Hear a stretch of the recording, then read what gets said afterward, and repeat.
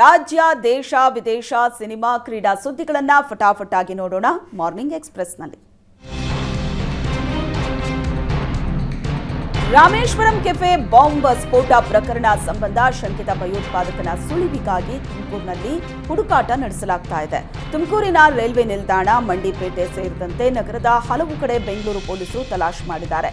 ಸುಮಾರು 28 ವಾಹನಗಳಲ್ಲಿ ಆಗಮಿಸಿರುವ ಪೊಲೀಸರು ಇಬ್ಬರು ಡಿಸಿಪಿ ನೇತೃತ್ವದಲ್ಲಿ ಶೋಧ ನಡೆಸಿದ್ದಾರೆ. ರೈಲ್ವೆ ನಿಲ್ದಾಣ ಸೇರಿದಂತೆ ನಗರದಲ್ಲಿರುವ ಸಿಸಿ ಕ್ಯಾಮೆರಾಗಳ ದೃಶ್ಯ ಪರಿಶೀಲನೆ ಮಾಡಿದ್ದಾರೆ. ಜೊತೆಗೆ ಶಂಕಿತ ಬಾಂಬರ್ ಮಾರ್ಚ್ 1ರಂದು ತುಮಕೂರಿನಲ್ಲಿ ಓಡಾಡಿರೋ ಶಂಕೆ ವ್ಯಕ್ತಪಡಿಸಿದ್ದಾರೆ. Tumakuru SP Ashok KV, DYSP Chandrashekhar ಸೇರಿದಂತೆ ಹಲವು ಅಧಿಕಾರಿಗಳು ಬೆಂಗಳೂರು ಪೊಲೀಸರಿಗೆ ಸಾಥ್ ನೀಡಿದರು. ರಾಮೇಶ್ವರಂ ಕೆಫೆ ಬಾಂಬ್ ಬ್ಲಾಸ್ಟ್ ಪ್ರಕರಣ ಖಂಡಿಸಿ ಹಿಂದೂಪರ ಸಂಘಟನೆಗಳು ಚಿಕ್ಕಮಗಳೂರು ಜಿಲ್ಲೆಯಲ್ಲಿ ಪ್ರತಿಭಟನೆ ನಡೆಸಿತು. ನಗರದ ಹನುಮಂತಪ್ಪ ವೃತ್ತದಿಂದ ಆಜಾದ್ ಸರ್ಕಲ್ವರೆಗೂ ಮೆರವಣಿಗೆ ನಡೆಸಿದ್ದಾರೆ. ಪ್ರತಿಭಟನೆಯಲ್ಲಿ ವಿವಿಧ ಹಿಂದೂಪರ ಸಂಘಟನೆಯ ಕಾರ್ಯಕರ್ತರು, ಬಿಜೆಪಿ ಕಾರ್ಯಕರ್ತರು ಭಾಗಿಯಾಗಿದ್ದಾರೆ.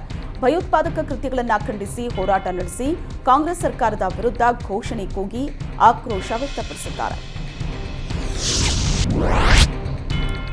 ಪಾಕಿಸ್ತಾನ ಪರ ಘೋಷಣೆ ಹಾಗೂ ರಾಮೇಶ್ವರಂ ಕೆಫೆ ಸ್ಫೋಟ ಪ್ರಕರಣ ವಿರೋಧಿಸಿ ಪ್ರತಿಭಟನೆ ನಡೆಸಿದ್ರು. ಚಾಮರಾಜನಗರದಲ್ಲಿ ಭಯೋತ್ಪಾದನಾ ವಿರೋಧಿ ಹೋರಾಟ ಸಮಿತಿಯಿಂದ ಪ್ರತಿಭಟನೆ ನಡೆಸಲಾಯಿತು. ಬಿಜೆಪಿ ಹಾಗೂ ಹಿಂದೂಪರ ಸಂಘಟನೆಗಳ ಕಾರ್ಯಕರ್ತರು ಭಾಗಿಯಾಗಿದ್ದರು. ಸರ್ಕಾರದ ವಿರುದ್ಧ ಘೋಷಣೆ ಕೂಗಿದ ನಾಯಕರು ಇಸ್ಲಾಮಿಕ್ ಭಯೋತ್ಪಾದನೆ ಬೇರೂರಿದೆ, ನಾಸಿರ್ ಹುಸೇನ್ ಅವರ ಮೇಲೂ ಕ್ರಮ ಆಗಬೇಕು ಅಂತ ಆಗ್ರಹಿಸಿದರು. ಚಿಕ್ಕಮಗಳೂರಲ್ಲಿ ಬಿಜೆಪಿಯಲ್ಲಿ ಗೋ ಬ್ಯಾಕ್ ಶೋಭಾ ಅಭಿಯಾನದ ಬಳಿಕ ಕಾಂಗ್ರೆಸ್ನಲ್ಲೂ ಗೋ ಬ್ಯಾಕ್ ಅಭಿಯಾನ ಶುರುವಾಗಿದೆ. ಜಯಪ್ರಕಾಶ್ ಹೆಗ್ಡೆ ವಿರುದ್ಧ ಕಾಂಗ್ರೆಸ್ ಕಾರ್ಯಕರ್ತರು ಗೋ ಬ್ಯಾಕ್ ಅಭಿಯಾನ ಕೈಗೊಂಡಿದ್ದಾರೆ. ಕಷ್ಟಕಾಲದಲ್ಲಿ ಪಕ್ಷಕ್ಕೆ ಕೈಕೊಟ್ಟ ಜಯಪ್ರಕಾಶ್ ಹೆಗ್ಡೆಗೆ ಟಿಕೆಟ್ ಕೊಡದಂತೆ ಆಗ್ರಹಿಸಿದ್ದಾರೆ. ಚಿಕ್ಕಮಗಳೂರು, ಶೃಂಗೇರಿ, ಕೊಪ್ಪ ಕಾರ್ಯಕರ್ತರಿಂದ ಸಿಎಂ ಸಿದ್ದರಾಮಯ್ಯ ಭೇಟಿಯಾಗಿ ಜಯಪ್ರಕಾಶ್ ಹೆಗ್ಡೆ ಬದಲಾಗಿ ಪಕ್ಷಕ್ಕೆ ದುಡಿದವರಿಗೆ ಟಿಕೆಟ್ ನೀಡಿ ಅಂತ ಮನವಿ ಮಾಡಿದ್ದಾರೆ. ರಾಜ್ಯದಲ್ಲಿ ಮತ್ತೆ ದಲಿತ ಸಿಎಂ ಕೂಗು ಕೇಳಿಬಂದಿದೆ. ಭವಿಷ್ಯದಲ್ಲಿ ದಲಿತರು ಸಿಎಂ ಆಗಬೇಕು ಅಂತ ಮಹದೇವಪ್ಪ ಹೇಳಿದ್ದಾರೆ. ಇದಕ್ಕೆ ಸಚಿವ ಎಂಬಿ ಪಾಟೀಲ್ ಧ್ವನಿಗೂಡಿಸಿದ್ದಾರೆ. ಬೆಳಗಾವಿ ಅಥಣಿ ಕೊಟ್ಟಲಗಿ ಗ್ರಾಮದಲ್ಲಿ ಮಾತನಾಡಿದ ಎಂಬಿ ಪಾಟೀಲ್, ದಲಿತ ನಾಯಕರಿಗೆ ಕಾಂಗ್ರೆಸ್ ಪಕ್ಷ ಅಧಿಕಾರ ಕೊಟ್ಟಿದೆ. ಮುಂದಿನ ದಿನಗಳಲ್ಲಿ ದಲಿತರಿಗೂ ನಮ್ಮ ಪಕ್ಷದಲ್ಲಿ ಅವಕಾಶ ಸಿಗುತ್ತೆ. ನಮ್ಮ ಪಕ್ಷದಲ್ಲಿ ಎಲ್ಲಾ ಜಾತಿಯ, ಎಲ್ಲಾ ಧರ್ಮದವರಿಗೂ ಅವಕಾಶ ನೀಡಲಾಗುತ್ತೆ. ಮಹದೇವಪ್ಪ ಹೇಳಿದ್ರಲ್ಲಿ ತಪ್ಪಿಲ್ಲ ಅಂದರು. ಪಾಕಿಸ್ತಾನ ಪರ ಘೋಷಣೆ ಕೂಗಿದ್ದ ಪ್ರಕರಣ ಮುಸಲ್ಮಾನರ ಓಲೈಕೆ ರಾಜಕಾರಣ ಮಾಡಲಾಗ್ತಿದೆ ಅಂತ ಆರೋಪಿಸಿ ಮಡಿಕೇರಿಯಲ್ಲಿ ಬಿಜೆಪಿ ಮುಖಂಡರು ಪ್ರತಿಭಟನೆ ನಡೆಸಿದರು. ಮಡಿಕೇರಿಯ ಜನರಲ್ ತಿಮ್ಮಯ್ಯ ವೃತ್ತದಲ್ಲಿ ಮಾಜಿ ಸ್ಪೀಕರ್ ಕೆಜಿ ಬೋಪಯ್ಯ, ಮಡಿಕೇರಿ ಮಾಜಿ ಶಾಸಕ ಅಪ್ಪಚ್ಚು ರಂಜನ್ ನೇತೃತ್ವದಲ್ಲಿ ಜಮಾಯಿಸಿದ ಬಿಜೆಪಿಯ ನೂರಾರು ಕಾರ್ಯಕರ್ತರು ರಾಜ್ಯ ಕಾಂಗ್ರೆಸ್ ಸರ್ಕಾರದ ವಿರುದ್ಧ ಧಿಕ್ಕಾರ ಕೂಗಿ ಆಕ್ರೋಶ ವ್ಯಕ್ತಪಡಿಸಿದರು. 1 ಗಂಟೆಗೂ ಅಧಿಕ ಸಮಯ ತಿಮ್ಮಯ್ಯ ವೃತ್ತದಲ್ಲಿ ಪ್ರತಿಭಟನಾಕಾರರು ಜಮಾಯಿಸಿ ಸರ್ಕಾರದ ವಿರುದ್ಧ ಧಿಕ್ಕಾರ ಕೂಗಿದ್ರು. ಇದರಿಂದಾಗಿ ಮಡಿಕೇರಿ ನಗರದಲ್ಲಿ ವಾಹನಗಳ ಸಂಚಾರಕ್ಕೆ ಅಡಚಣೆ ಉಂಟಾಗಿ ಜನ ಪರದಾಡಬೇಕಾಯಿತು. ಲೋಕಸಭೆ ಎಲೆಕ್ಷನ್ಗೆ ಕಾಂಗ್ರೆಸ್ ಭರ್ಜರಿ ತಾಲೀಮು ನಡೆಸ್ತಾ ಇದೆ. ಬಿಜೆಪಿ ಟಿಕೆಟ್ ಘೋಷಣೆ ಬೆನ್ನಲ್ಲೇ ಅಭ್ಯರ್ಥಿಗಳ ಪಟ್ಟಿ ರಿಲೀಸ್ಗೆ ಪ್ಲಾನ್ ಮಾಡಿದೆ. ನಾಳೆ ದೆಹಲಿಯಲ್ಲಿ ಕಾಂಗ್ರೆಸ್ ಕೇಂದ್ರ ಚುನಾವಣಾ ಸಮಿತಿ ಸಭೆ ನಡೆಯಲಿದೆ. ಈ ಮೀಟಿಂಗ್ನಲ್ಲಿ ಕೈ ಅಭ್ಯರ್ಥಿಗಳ ಪಟ್ಟಿ ಫೈನಲ್ ಆಗಲಿದೆ. ರಾಜ್ಯ ನಾಯಕರ ಜೊತೆ ಹೈಕಮಾಂಡ್ ಚರ್ಚೆ ನಡೆಸಲಿದ್ದಾರೆ. ಇನ್ನು ಈಗಾಗಲೇ ಸಿದ್ದರಾಮಯ್ಯ, ಡಿಕೆಶಿ, ಸುರ್ಜೇವಾಲಾ ಮೀಟಿಂಗ್ ಮಾಡಿದ್ದಾರೆ.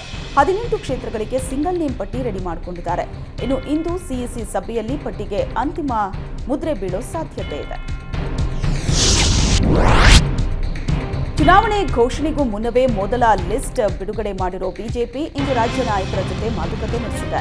ಈಗಾಗಲೇ ಬೆಳಗಾವಿಯಲ್ಲಿ ಕೋರ್ ಕಮಿಟಿ ಸಭೆ ನಡೆಸಿರುವ ಬಿಜೆಪಿ ನಾಯಕರು ಬಹುತೇಕ ರಾಜ್ಯದ ನಾಯಕರ ಅಭಿಪ್ರಾಯವನ್ನ ಸಂಗ್ರಹ ಮಾಡಿದೆ. 10ಕ್ಕೂ ಹೆಚ್ಚು ರಾಜ್ಯಗಳ ಜೊತೆ ಅಮಿತ್ ಶಾ ಸಭೆ ಮಾಡಿದ್ದಾರೆ. ಮೀಟಿಂಗ್ನಲ್ಲಿ ಅಮಿತ್ ಶಾ, ನಡ್ಡಾ, ಬಿಎಲ್ ಸಂತೋಷ್, ಅಗರ್ವಾಲ್, ಬಿಎಸ್ವೈ, ಬೊಮ್ಮಾಯಿ, ವಿಜಯೇಂದ್ರ, ರಾಜೇಶ್, ಪ್ರಹ್ಲಾದ್ ಜೋಶಿ ಸೇರಿದಂತೆ ಹಲವರು ಭಾಗಿಯಾಗಿದ್ದಾರೆ. ಇನ್ನು ಕರ್ನಾಟಕ ಸೇರಿ 100ಕ್ಕೂ ಹೆಚ್ಚು ಕ್ಷೇತ್ರಗಳಿಗೆ ಟಿಕೆಟ್ ಅನೌನ್ಸ್ ಆಗೋ ಸಾಧ್ಯತೆ ಇದೆ. ಬಿಜೆಪಿ ಬೆಂಗಳೂರು ಗ್ರಾಮಾಂತರ ಕ್ಷೇತ್ರದ ಅಭ್ಯರ್ಥಿ ಫೈನಲ್ಗೆ ಭಾರಿ ಕಸರತ್ತು ನಡೀತಾ ಇದೆ. ಕುಮಾರಸ್ವಾಮಿ ಮನೆಯಲ್ಲಿ ಸಿಪಿ ಯೋಗೇಶ್ವರ್ ಸೇರಿದಂತೆ ಗ್ರಾಮಾಂತರ ಕ್ಷೇತ್ರದ ನಾಯಕರು ಚರ್ಚೆ ನಡೆಸಿದರು. ಇನ್ನು ಇದೇ ಸಭೆಯಲ್ಲಿ ಡಾಕ್ಟರ್ ಮಂಜುನಾಥ್ ಕಣಕ್ಕಿಳಿಸುವ ಬಗ್ಗೆ ಕೂಡ ಮಾತುಕತೆ ಮಾಡಿದ್ದಾರೆ. ಇನ್ನು ಸಭೆ ಆಗ್ತಾ ಇದ್ದಂತೆ ಸಿಪಿವೈ ದೆಹಲಿಗೆ ತೆರಳಿದ್ರು. ಮಂಜುನಾಥ್ ಹೆಸರು ಚರ್ಚೆ ಆಗಿರೋ ಬಗ್ಗೆ ಹೈಕಮಾಂಡ್ಗೆ ಮನವರಿಕೆ ಮಾಡಿಕೊಟ್ಟಿದ್ದಾರೆ ಎನ್ನಲಾಗ್ತಿದೆ. ಇನ್ನು ಈ ಬಗ್ಗೆ ಮಾತನಾಡಿದ ಸಿಪಿವೈ ಡಾಕ್ಟರ್ ಮಂಜುನಾಥ್ನ ಒಪ್ಪಿಸೋ ಕೆಲಸ ಮಾಡಿದ್ದೀನಿ. ಅಂತಿಮವಾಗಿ ಪಕ್ಷ ತೀರ್ಮಾನಿಸುತ್ತೆ ಅಂದರು. ಅಲ್ಲದೆ 2 ದಿನದಲ್ಲಿ ಅಭ್ಯರ್ಥಿ ಗೊತ್ತಾಗಲಿದೆ ಅನ್ನೋ ಮೂಲಕ ನಾನು ರಾಜಕಾರಣದಲ್ಲಿ ಇರಬೇಕು ಅಂದುಕೊಂಡಿದ್ದೇನೆ ಅಂತ ಟ್ವಿಸ್ಟ್ ಕೊಟ್ಟರು.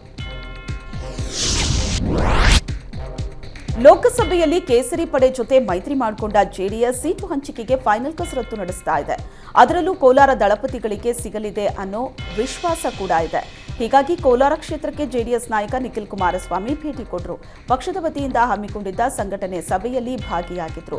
ಕೋಲಾರದಲ್ಲಿ ಪಕ್ಷ ಗಟ್ಟಿಗೊಳಿಸೋದು ಸೇರಿದಂತೆ ಟಿಕೆಟ್ ಕೊಟ್ಟರೆ ಯಾರನ್ನ ಅಭ್ಯರ್ಥಿ ಮಾಡಬೇಕು ಅನ್ನೋ ಚರ್ಚೆ ಕೂಡ ನಡೆಸಿದ್ದು, 2 ದಿನದಲ್ಲಿ ಪಟ್ಟಿ ಬಿಡುಗಡೆಯಾಗಲಿದ್ದು, ಯಾರಿಗೆ ಟಿಕೆಟ್ ನೀಡಿದ್ರು ಕ್ಷೇತ್ರದಲ್ಲಿ ಗೆಲ್ಲುವ ತಂತ್ರ ರೂಪಿಸುವಂತೆ ಮನವಿ ಮಾಡಿದರು. ಜಾತಿ ಗಣತಿ ವರದಿ ಬಗ್ಗೆ ಸಿಎಂ ಸಿದ್ದರಾಮಯ್ಯ ವಿರುದ್ಧ ವೀರಣ್ಣ ಚರಂತಿಮಠ್ ಕಿಡಿಕಾರಿದ್ದು, ಯಾವಾಗ ಸಿದ್ದರಾಮಯ್ಯನವರು ಬಂದಾರ ಅದನ್ನೇ ಮಾಡಿದ್ದಾರೆ. 2013ರಿಂದ 2018ರಲ್ಲಿ ವೀರಶೈವರು ಬೇರೆ, ಲಿಂಗಾಯತರು ಬೇರೆ ಅಂದ್ರು. ಮೋದಿಗೆ ಪರಿವಾರ ಇಲ್ಲ ಅಂದ್ರು. ನಾವೆಲ್ಲ ಪರಿವಾರ ಅಲ್ಲೇನು, ಯಾವ ಮಟ್ಟಕ್ಕೆ ಈ ರಾಜಕೀಯ ವ್ಯಕ್ತಿಗಳು ಹೋಗ್ತಾರೆ ಅನ್ನೋದಕ್ಕೆ ಇದು ಜೀವಂತ ಉದಾಹರಣೆ ಅಂತ ವಾಗ್ದಾಳಿ ಮಾಡಿದ್ರು. ಇಂದು ನಮ್ಮ ಮೆಟ್ರೋದ ಮೊದಲ ಚಾಲಕರಹಿತ ಟೆಸ್ಟಿಂಗ್ ಪ್ರಕ್ರಿಯೆ ನಡೆಯಲಿದೆ. ಆ ಮೂಲಕ ನಮ್ಮ ಮೆಟ್ರೋದ ಚಾಲಕರಹಿತ ಟ್ರೈನ್ ಶೀಘ್ರವೇ ರಸ್ತೆಗಿಳಿಯಲಿದೆ. ಫೆಬ್ರವರಿ 14ರಂದು ಹೆಬ್ಬಗೋಡಿ ಡಿಪೋಗೆ ಚೀನಾದಿಂದ 6 ಬೋಗಿಗಳ ಡ್ರೈವರ್ಲೆಸ್ ಮೆಟ್ರೋ ರೈಲು ಬಂದಿದ್ವು. ಆರ್ವಿ ರಸ್ತೆಯಿಂದ ಬೊಮ್ಮಸಂದ್ರವರೆಗೆ 18.82 ಕಿಲೋಮೀಟರ್ ರೈಲು ಚಲಿಸಲಿದೆ. ಹಳದಿ ಮಾರ್ಗದಲ್ಲಿ ಮೆಟ್ರೋದ ಚಾಲಕರಹಿತ ಟ್ರೈನ್ ಓಡಾಡಲಿದೆ. ಸದ್ಯ ಚಾಲಕರಹಿತ ಮೆಟ್ರೋ ರೈಲು ಹೆಬ್ಬಗೋಡಿ ಡಿಪೋದಲ್ಲಿದೆ. ಸಂಸದ ಅನಂತಕುಮಾರ್ ಹೆಗಡೆ ಕಾರ್ಗೆ ರೈತರು ಮುತ್ತಿಗೆ ಹಾಕೋದಕ್ಕೆ ಪ್ರಯತ್ನಿಸಿದ ಘಟನೆ ಬೆಳಗಾವಿ ಜಿಲ್ಲೆಯ ಖಾನಾಪುರದಲ್ಲಿ ನಡೆದಿದೆ. ಖಾನಾಪುರ ವಿಧಾನಸಭಾ ಕ್ಷೇತ್ರದ ಪ್ರವಾಸವನ್ನ ಅನಂತಕುಮಾರ್ ಹೆಗಡೆ ಕೈಗೊಂಡಿದ್ರು. ಈ ವೇಳೆ ಕ್ಷೇತ್ರದ ಸಮಸ್ಯೆ ಪರಿಹರಿಸುವಂತೆ ಸಂಸದರಿಗೆ ಮನವಿ ಕೊಡೋದಕ್ಕೆ ರೈತರು ಬಂದಿದ್ರು. ಆದರೆ ರೈತರನ್ನ ಕಂಡು ಮನವಿ ಪಡೆಯದೆ ಸಂಸದರು ಹೊರಟೋದ್ರು. ಸಂಸದರ ವರ್ತನೆಗೆ ಆಕ್ರೋಶಗೊಂಡಂತಹ ಖಾನಾಪುರ ಭಾಗದ ರೈತರು ಕಾರ್ ಮುತ್ತಿಗೆಗೆ ಯತ್ನಿಸಿದ್ರು. ಪಡಿತರ ಅಕ್ಕಿಯನ್ನ ಅಕ್ರಮವಾಗಿ ನೆರೆ ರಾಜ್ಯಕ್ಕೆ ಸಾಗಾಟ ಮಾಡ್ತಾ ಇರೋ ಮಾಹಿತಿ ಮೇರೆಗೆ ಬೀದರ್ ಪೊಲೀಸರು ದಾಳಿ ನಡೆಸಿದ್ರು. 3 ಲಾರಿ ಹಾಗೂ 1 ಗೂಡ್ಸ್ ವಾಹನ ಸೇರಿದಂತೆ ಒಟ್ಟು 97 ಲಕ್ಷ ಮೌಲ್ಯದ ವಸ್ತುಗಳನ್ನು ಜಪ್ತಿ ಮಾಡಿದ್ದಾರೆ.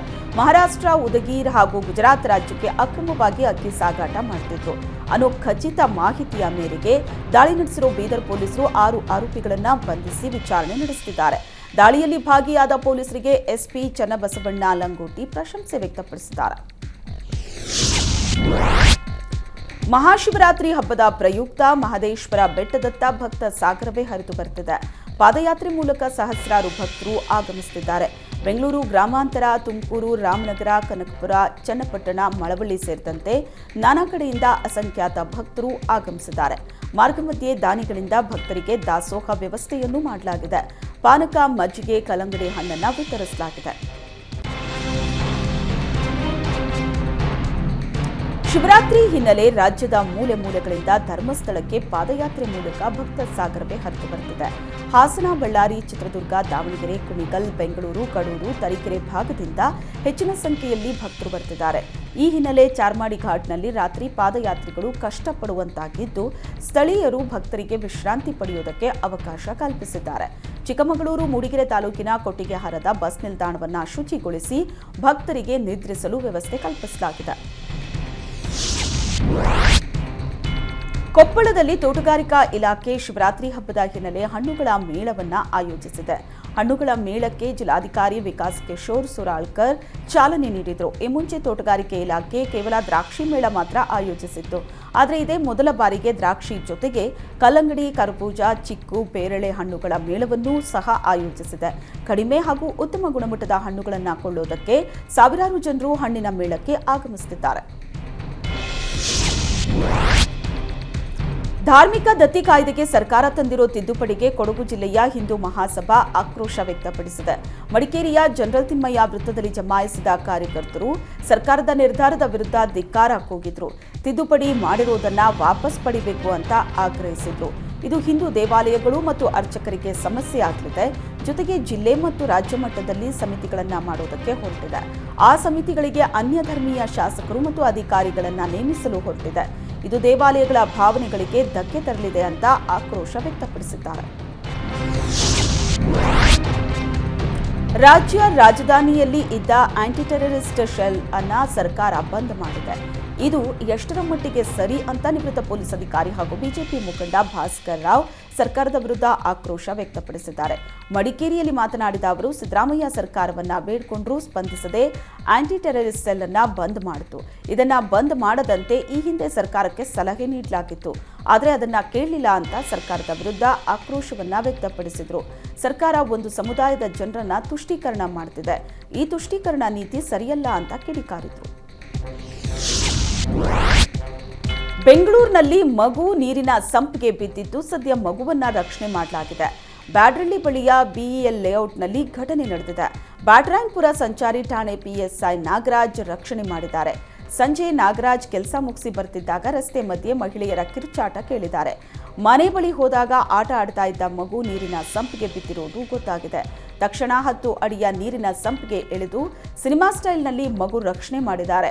ಪಿಎಸ್ಐ ನಾಗರಾಜ್ ಕಾರ್ಯಕ್ಕೆ ಹಿರಿಯ ಅಧಿಕಾರಿಗಳು ಮೆಚ್ಚುಗೆ ವ್ಯಕ್ತಪಡಿಸಿದ್ದಾರೆ.